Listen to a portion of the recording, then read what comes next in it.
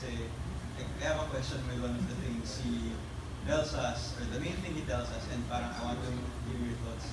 Kasi, Ito yung backbar niya, di ba? yes, kasi sinasabi niya na parang out of all the topics in the bar, historically, if you focus on these topics and forget the rest, you'll get 85, 90%. Parang as a student, it's very appealing kasi medyo ganun na rin ako pag-aaral for exams. Parang always thinking, di naman yung tatanong, ito lang tinatanong ng prof, or ito naman yung importante sa subject.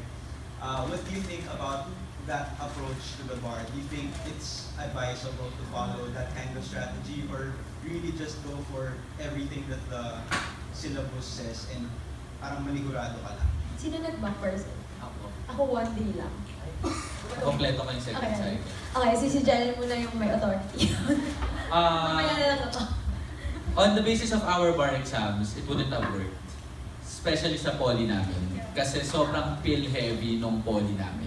And if you look at the trends, rarely magtanong ng public international law sa poly. So actually, nung natingnan ko yung poly, nung binasa ko yung question sa poly, in top of mind, parang okay, dito trending. So parang nawala na lahat ng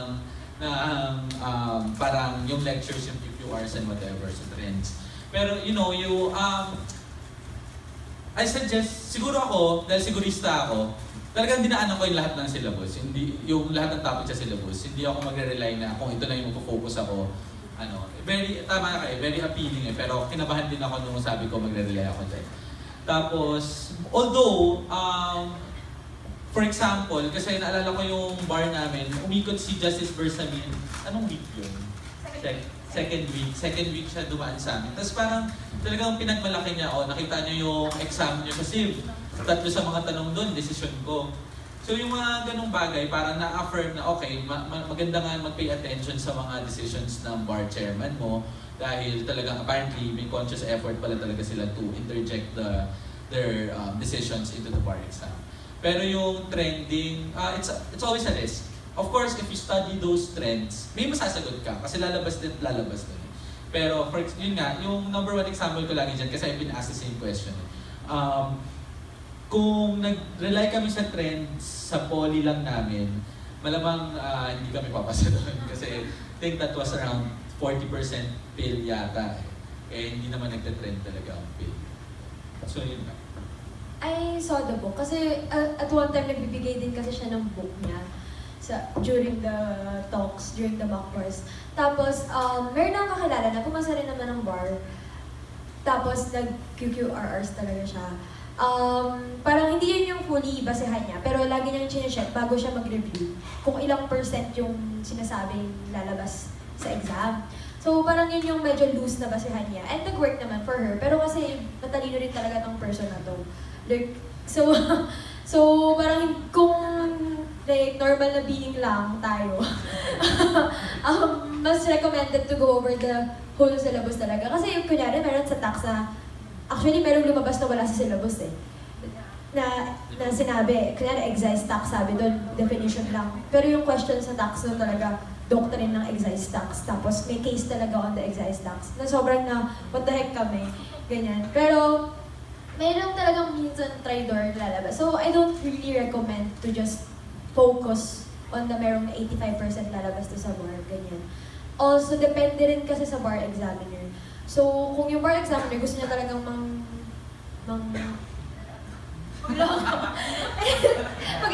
maglalabas siya ng mga out of this world na tanong. Tapos, once lang din ako nag-mock bar sa kanila kasi I just wanted to have a feel of how the bar actually works. And hindi naman din 100% na nasusunod kasi di ba sinasabi nila pag 7:30 magko-close doors na. Pero may mga nakakahabol pa rin na mag-8 o'clock na tsaka nakakahabol sa exam. And ang aga mong matatapos, nung nag-mock bar ako, ang aga ko natapos. Pero yung actual exam, matatapos na yung di pa rin ako tapos magsagot. So, hindi rin talaga siya applicable, at least for me. Same kami ni Sarah, 1 day lang din ako umattend. Kasi gusto ko lang talaga ma-feel kung ano yung feeling na mag-exam ng buong araw. Pero, iba talaga yung bar. So, parang, siguro, for others, baka it will help. Pero for me din kasi, parang, hindi ako masyadong na-pressure nung nagma-mock bar. Kasi inisip ko, mock bar lang siya. So parang nasa sa akin din yun. So depende sa inyo, if you really take it seriously, baka okay. Kaya lang, ang worry ko lang din kasi doon is that, baka pagdating nung results nung mock bar, ma-down naman ikaw. So parang ako, inano ko na lang sa sarili ko na okay lang na hindi ko siya seryosohin. I just wanted to feel kung paano umupo sa upuan ng 8 to 12 at 2 to 6. Well, basta 4 hours. Gusto ko lang ma-feel yun.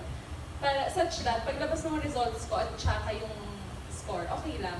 Parang comfort ko na lang. Hindi ko naman siya kasi di ba lalabas yung mock bar scores. Ayun. Tapos as to the topics naman, ako kasi, comfort ko na madaanan ko yung buong syllabus. So, para lang masabi ko na mayroon akong basic knowledge of the entire thing. Pero as to what I focused on, dun ako parang yung finokusan ko nung second reading at saka nung reading, yun na talaga yung mga kung ano yung most probably lalabas. Kasi you only have limited time. May mga times din na nag-discuss kami na parang dumidip na siya, na nasasabi namin sa sarili namin, mukhang hindi naman na ito matatanong, masyado na siyang obscure. So you have to find that balance, na kung ano yung babasahin niyo dun sa entire thing. Ako nga, basic knowledge of everything, but focused more on kung ano yung pinaka tingin kong lalabas. Sa jurist ako nag-mock bar, so I guess yun yung isa sa regret ko. Kasi sa jurist, pag nag-mock bar sila, one subject lang per day. So hindi ko na-experience yung 2 subject per day. So nung first week, napagod talaga yung kamay ko for several days. Tapos doon naman sa trends, ang napansin namin last year, talagang very heavy on the decisions of the chairman. As in, may isang batchmate ko na nagsabi, parang may isang subject na unfair kapag hindi ka talaga nagbasa ng kahit anong decisions niya. So I think you can rely dun sa mga decisions sa magiging chairman. Sorry, dagdag ko lang. Yung sa mock bar din na in-administer nila Dean Ceballos, medyo delikado kasi yung, admit, medyo delikado yung tips na binibigay niya. Like for example, gusto niya tanggalin, parang gusto niya naalala ko, parang kinoach niya ako na tanggalin ko daw yung according to law, according to the civil code. Parang tanggalin daw yung mga quotes on, yung mga sagot mo na legal basis. So medyo ako personally takot ako, hindi ko yung sinunod kasi lalo ako, alam ko naman yung article number, alam ko naman yung law kung saan nakalagay yung kasi parang bakit naman tayo mamalitan. Isipin na natin sa mock bar, hindi naman yung nagche-check ng mock bar ay yung magche-check ng actual bar natin. So malamang they can be forgiving dito sa mock bar, pero yun nga, just to be safe, yun yung lagi namin i-advise. Just to be safe.